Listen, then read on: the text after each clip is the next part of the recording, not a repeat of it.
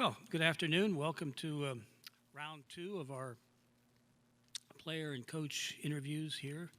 Um, our student athletes from the University of Cincinnati are Troy Copain and Kevin Johnson. Once again, a reminder in asking a question, please wait for the microphones to come around. We have two microphones that will roam throughout the room. And please state your name and affiliation, and we thank you. Troy, let's start with you. Talk a little bit about your season thus far and what it's like coming all the way out to Sacramento. Well, our season is great. It's going well. I can't really. I want to say we are 27-5, something like that. But it's great to have a winning season, especially for me, Kev, and Tobes. Going out with a win, with wins. Coming to the West Coast is not new to us.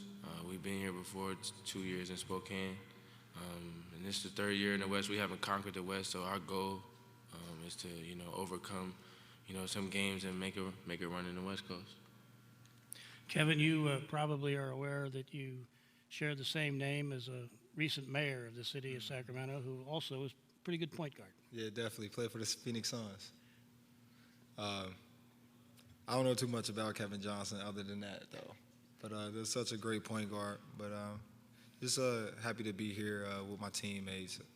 My last year here.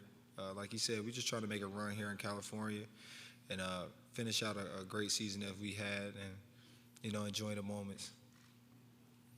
Okay, questions for the student athletes, please. Gentleman in the back. Yeah, TJ Mahoney, Turner Sports. With both of you guys being seniors, how much is there a little extra pressure to kind of make a run and get out of the West? To advance to the next round? It's not really pressure because you just got to come ready to play. You can't be scared. You can't have extra anxiety inside. But the game's going to go how the game's going to go if you prepare well. You wake up excited. You get excited during warm-ups. The game should be fun. We know that it's our senior year, but we're not trying to put as much pressure on us. We know this is our last time ever doing this, so we got to try to play the best. But we just got to be ready to play and perform well, focus on the little things, and the game's going to take itself.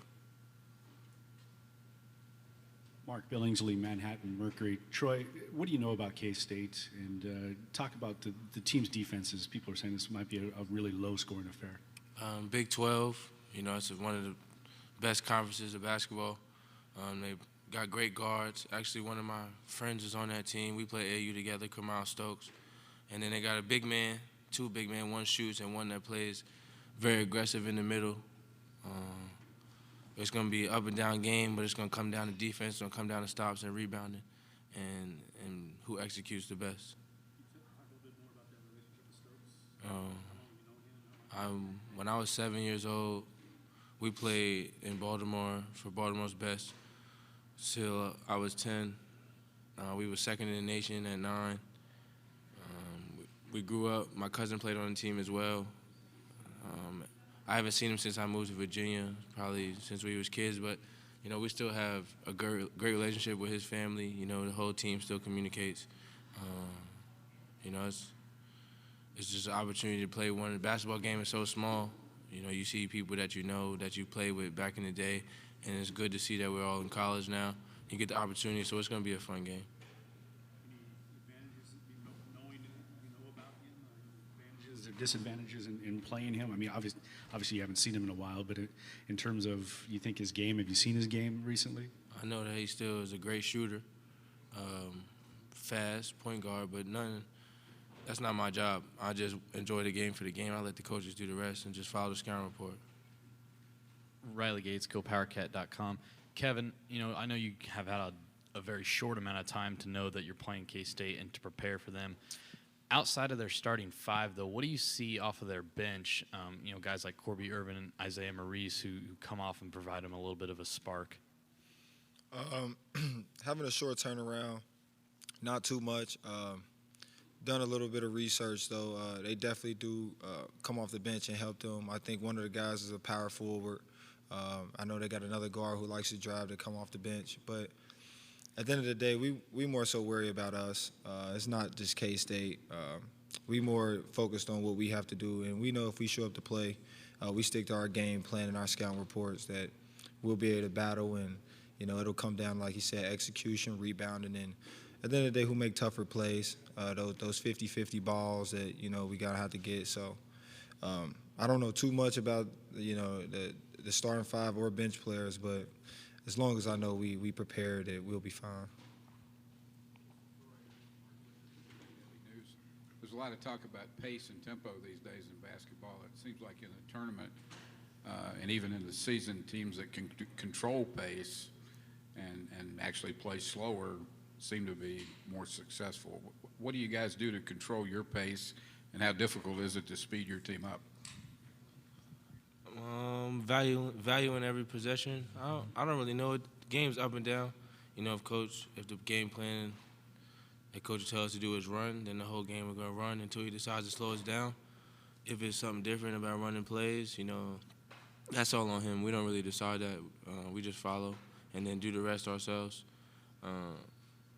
I think Big 12 basketball is up and down. I think, Cincinnati basketball is up and down, so it's definitely going to be a fast-paced game.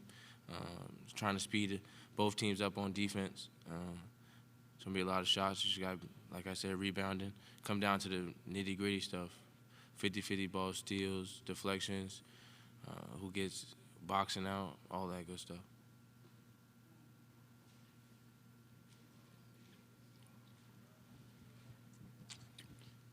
Sorry.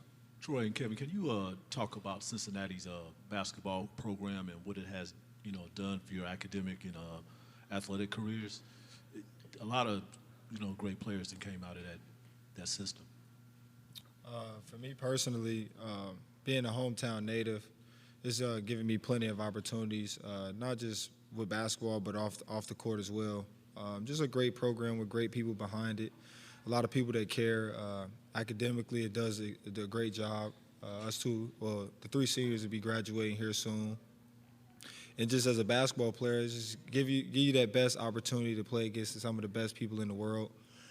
Just the traveling, the experience, everything about it is pretty elite, man. That what you kind of as a kid, what you dream of as you watch and you learn about NCAA basketball. It's kind of like a little dream come true. But the program is a great program, great staff. We got great players, great academic coaches. Got to enjoy it. And I'm a big fan of Cincinnati, so being from there, I got all positives.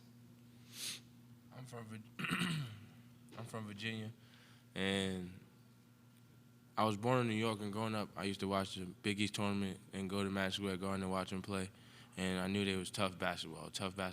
And when I committed, they were still in the Big East.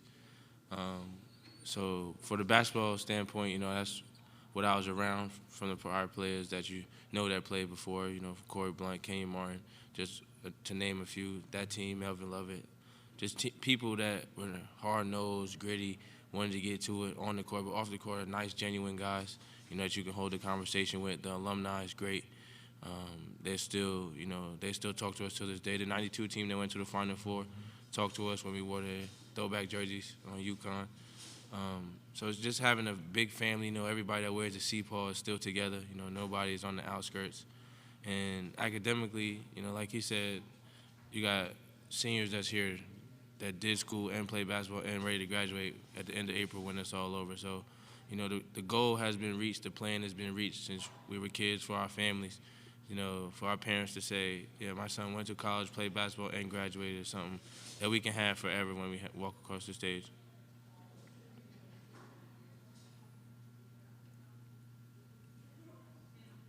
Here in the front.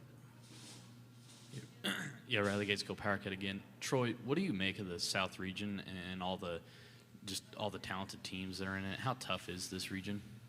It is tough. What we got here? Us, K-State, UCLA, Kentucky, North Carolina.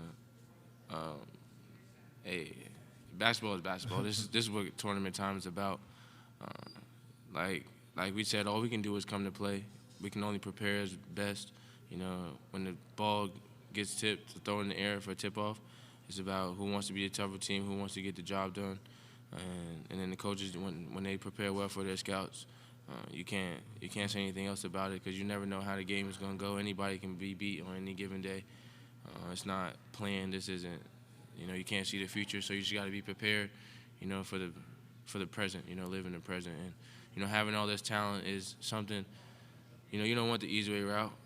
We didn't get the easy way in the South region, so we just, ready to ball, ready to play, and do what we do best, what we plan to do since we was kids.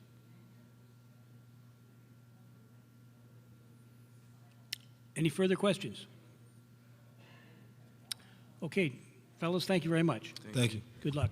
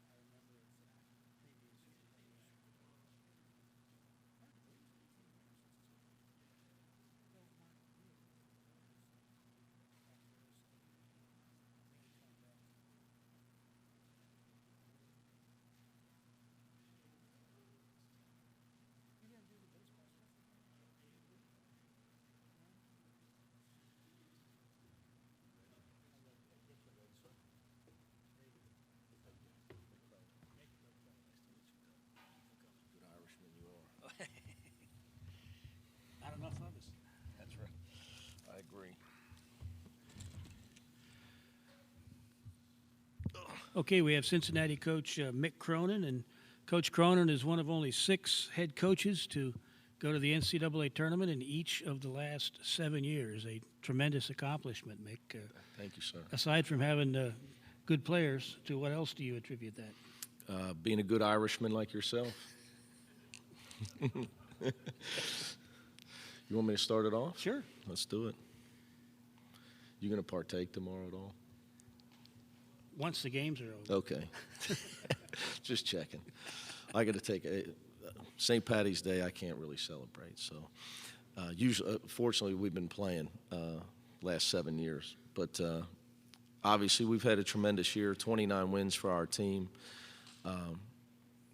And it's been fun the whole way because we have a very unselfish group of guys. They've been extremely pleasant to deal with and to coach because they play for each other.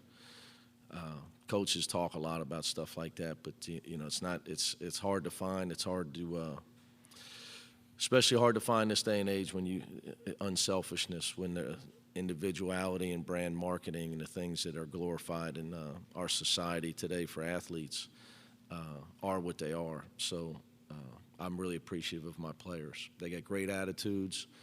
Aside from their talents, they have tremendous attitudes. They're great people. So we've just had a great run this year and tried to prepare. We knew we were going to be in this tournament for a long time, so we've been trying to prepare as best as we could for the NCAA tournament, to try to go on a run and be successful here in March. So we're excited to get started because, like I said, we've had this in mind for quite a while. Coach Mark Billingsley, Manhattan Mercury. When you found out you're playing K-State, how did you do the preparation? Was it a lot of video? Was it a lot of making phone calls to common coaches that played in the Big 12 that you know? Talk a little bit about the process of finding out anything and everything you can about K-State, and what can you share with us on the intelligence? Well, first of all, I would hope I didn't call anybody in the Big 12. My staff does the reconnaissance stuff. I would hope that their head coaches in their league wouldn't have answered if I would have called. There should be a little bit of league loyalty. But I watch a lot. In this day and age with technology being what it is, when our plane landed here Tuesday night, for about the next 24 hours, I watched probably the last 2 months of their season. So that's what I did all day Wednesday and Wednesday night, getting myself acclimated with K-State. And Coach Weber and Chris Lowry did a great job building the Southern Illinois program. So when I watch them play, it takes me back to my time at Murray State because they're so competitive. They don't take plays off. They never give in on either end of the floor, especially lately when they've been playing well. They've really made it hard. They make it as hard as they can on you to score, but I think they also do it on offense. They make it. Their players really know what they're good at. They're unselfish, and they're doing everything they can to get a great shot. So I don't see them taking possessions off. They just don't give in and take a bad shot. If they get in late clock, obviously they got to get the best one they can. But they do everything they can to get a great shot on offense too, and that's a tribute to Coach Weber. I think watching them play, it seems like I would guess that he really likes these guys and what they've become. Obviously, I haven't talked to him, but watching his teams play for over the years, that would be a guess of mine. So I have a lot of respect for them and what they've had to go through to make the tournament. Ken Corbett, Topeka Capital Journal. Looking at the stats between your team and K-State, they look pretty similar. Do you see a lot of similarities between your teams, what you try to do, and especially on defense? Well, I'm not a huge stats guy, so I don't know them like you would probably know them, because I think that stats are relative to competition is why I would make that statement. I would say that we're both very balanced as far as we don't rely on one guy to score. They don't rely on one guy to score. I'd like to think that I know that they play really hard from watching them for the last 2 days, so I'd like to think that would be the similarity, other than statistically, that both teams make sure both teams make it really hard on their opponents, do everything they can to maximize who they are. that both of us are overachieving type of teams.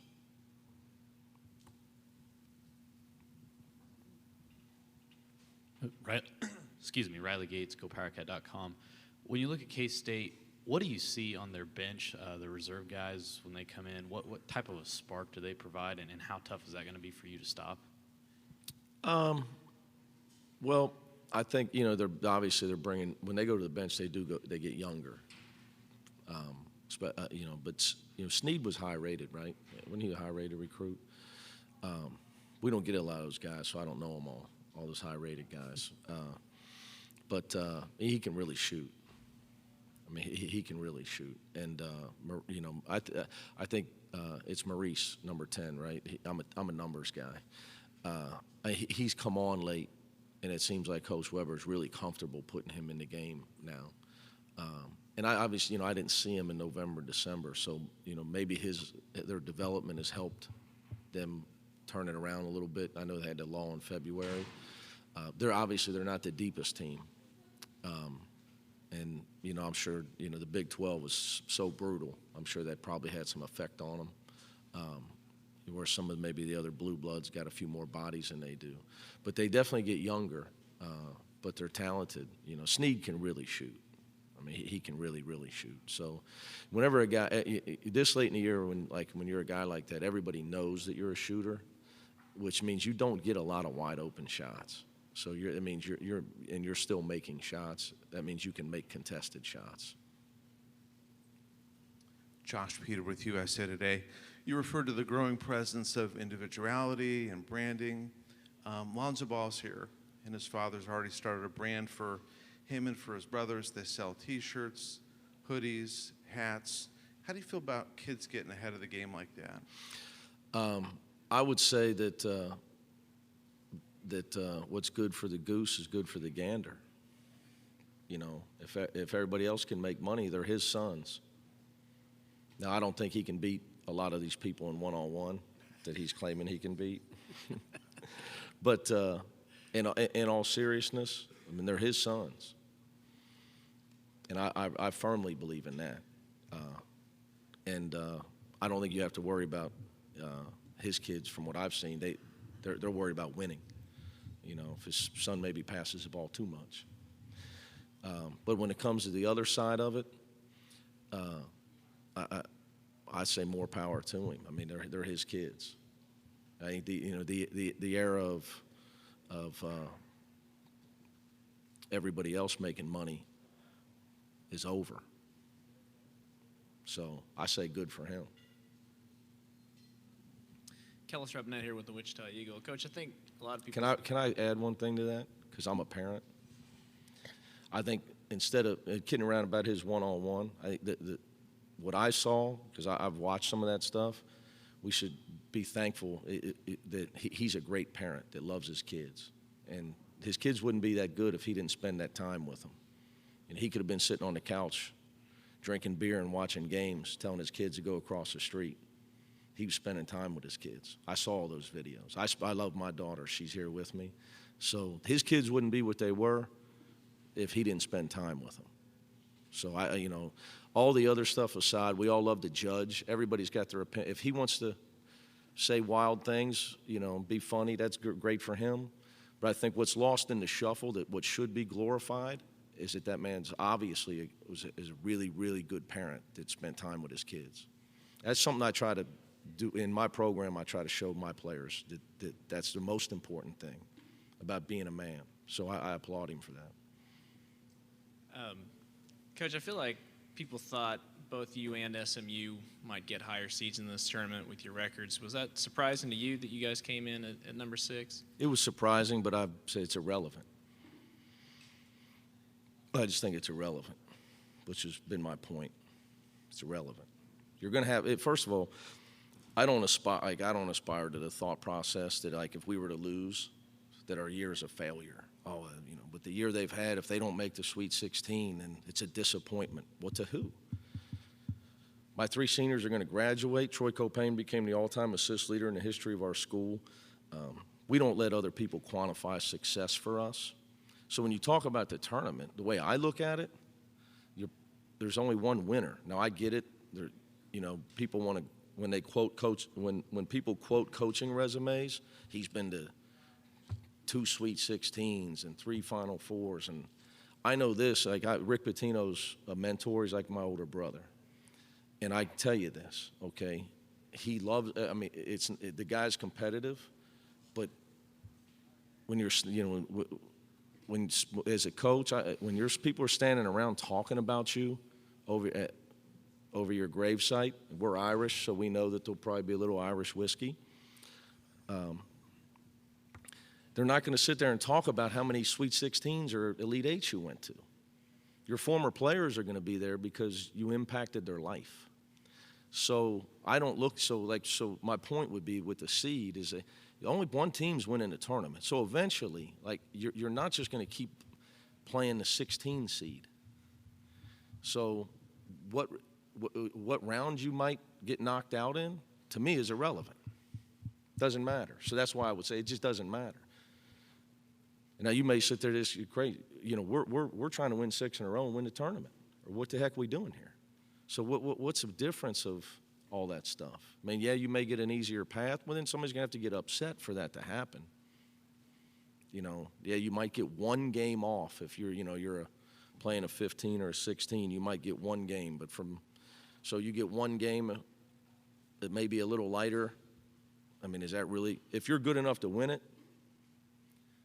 then you better be able to beat somebody. So that's why I say, you know, it really don't matter. And all that seeding stuff, it's subjective. So, and it's always going to be subjective. There'll be years where you get a better seed. There'll be years where you get a worse seed. We've been in it 7 straight, so it is what it is. Hi, Mick. Shelley Smith Hey, from ESPN. Shelley. How are you? Good to see you. Does your daughter have a brand yet? Yeah, she's the boss.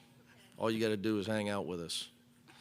I'd like to, if I was to admit how much money she spent at shopping yesterday, it's embarrassing. Yeah, her brand is my boss, without question. Coach Bill Koch with the Providence Journal. You played Rhode Island very early in the season. What did you see about them that might have made you believe that they would be an NCAA tournament team and get here? Well, Danny's calmed down. He's matured a lot.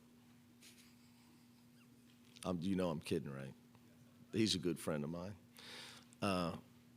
They get good players. You know, I get lost in the shuffle. I know they had Martin was injured, right? And Garrett got injured in our game. Hassan got injured. They've had other guys get injured along the way. Plus, I think, you know, then you had to integrate E.C. Matthews back into the fold. So they've been through a lot. But obviously they're playing well of late. Again, because Danny's calmed down. But, you know, they've got a toughness about them. They're a veteran group, too. Scary when you play a veteran group is at this time of year because they've been through some battles, some wars, and they've had downs, and they've figured out that bonding together gets you back up and equals W's. So I'm glad we're not playing them. Mark Wicker from the LA Daily News. Troy was in here talking about the mold of a Cincinnati player and how you used to watch him in the Big East tournament and the toughness and the resolve and all those things. How long does it take to kind of create that, or are they that way when you recruit them and that's what you look for? Well, we try to recruit the best player we can that's got some character and wants to play to win. But I think, you know, with all these kids, you know, even the best players in the country coming out of high school, it's a lot harder than they thought once you get to college. I mean, for most of them, for 99.9% of them, college basketball is a lot tougher than they thought, just practice alone. So, you know, Troy probably took him a year. Some guys, you know, Jacob Evans, it did not. He was able to do it right away. It just depends. You know, I think that we just try to make sure that we try to recruit kids that have enough character to realize that they want to get their degree and that we play to win. Now, others write that, you know, well, we focus on defense. No, we try to do whatever it takes to win. We try to make every shot, too. But, you know, to win in team sports, you have to play defense and you have to play unselfish. So we just try to focus on the things that it takes to win and win consistently. But, Troy's a great example of a guy that, because he couldn't guard his lunch from a pack of ants in high school. I mean, it was bad. In fact, we were at the Big East tournament, and I was watching film of him because he signed early. So I was just sitting there one night watching. They made me a highlight reel, and they gave me a game where he had like 37, but it was just a whole game. And he had 37, but I think he gave up 37. I remember sitting there with my dad in somewhere in some hotel in Manhattan thinking, boy, this guy's got a big adjustment coming. So, but I'm proud of him. He's probably the oldest senior or the youngest senior in this tournament. He turned 21, I think, like November 29th or something. So he's another kid with great character, great parents. He understands what it's all about. Be a great coach someday, hopefully. Coach, thank you very much. Thank you. You enjoy tomorrow.